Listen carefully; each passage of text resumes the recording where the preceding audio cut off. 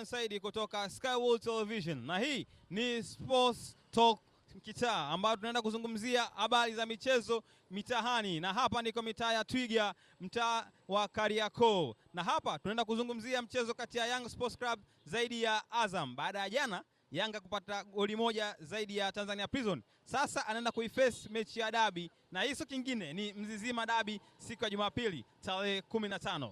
Kutana na wadau wakitoa maoni yao kuhusiana na mechi hii ya siku ya Jumapili. Kwa Twiga hapa Kariakoo, hapa nimekutana na wadau. Bwana unaitwa nani mwanangu? Bwana naitwa Juma Shado. Juma nani? Juma Shado. Juma Shado. Yeah. Hii mechi ya Yanga na Azam, wewe unaenda kumwacha nani na unampa nani? Hiyo mechi bwana ndugu mtangazaji, hiyo naenda na bwana Jangwani. Yanga. Anashinda goli ngapi? Anashinda kama bao 2 bila ama 3-1. Tunamfunga mapema tu Azam FC. Okay, na kwa wewe labda unaona nani anaenda kufunga magoli? Kwanza sijaona wa kumzuia Depu. Alan Okello siku anafufuka vizuri kabisa. Katika bao 2 Depu, Alan Okello.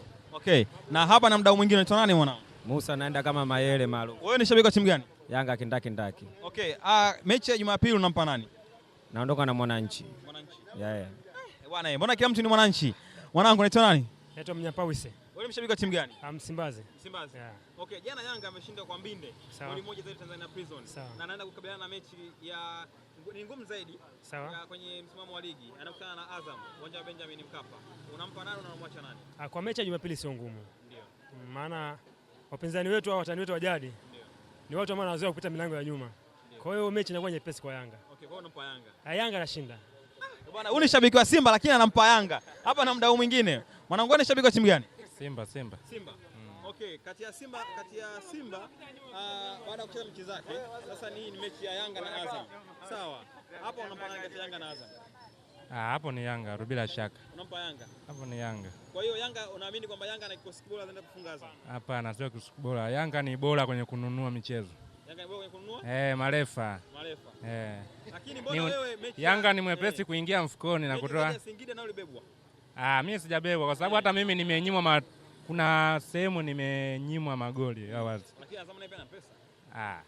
Azam ana pesa lakini uongozi wake una tamaa. Bwana, huyu naye ni shabiki wa Simba, anampa Yanga kwa anaenda kushinda zaidi ya Azam kwa sababu Yanga anatumia pesa. Ustaz, asalamu alaykum. Wa alaykum salaam wa rahmatullahi. Bwana, Azam na Yanga unampa nani na unamwacha nani? Bwana, kusema ukweli mimi mshabiki wa Azam. Mimi lazima nitetee upande wangu. Mimi Azam, kusema ukweli, Azam hawezi kufungwa. Hawezi kufungwa. Bwana, hao ni baadhi ya mashabiki wakiwa hapa mtaa wa Twiga wakwambia kwamba asilimia kubwa wengi wanampa Yanga kwamba anaenda kushinda. Lakini mimi sijapita mbali, hapa kuna wadada. Labda niweze kupata maoni yake pia kati ya Yanga na Azam, yeye anampa nani? Yanga na Azam unampa nani anashinda? Mimi naamini anashinda Yanga kwa kweli. Anashinda Yanga. Goli ngapi?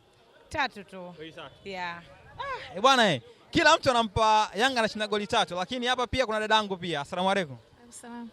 Yanga zaidi ya Azam, wewe unampa nani? Yanga. Unampa Yanga. Bwana, bado kila mtu anampa Yanga kwamba anaenda kushinda. Lakini pia kuna mdau mwingine pembeni hapa. Asalamu alaykum. Wa alaykum salaam. Jumapili Yanga anakutana na Ibenge ambaye mechi iliyopita ameshinda zile Dodoma Jiji. Yanga jana ameshinda goli moja zile Tanzania Prison.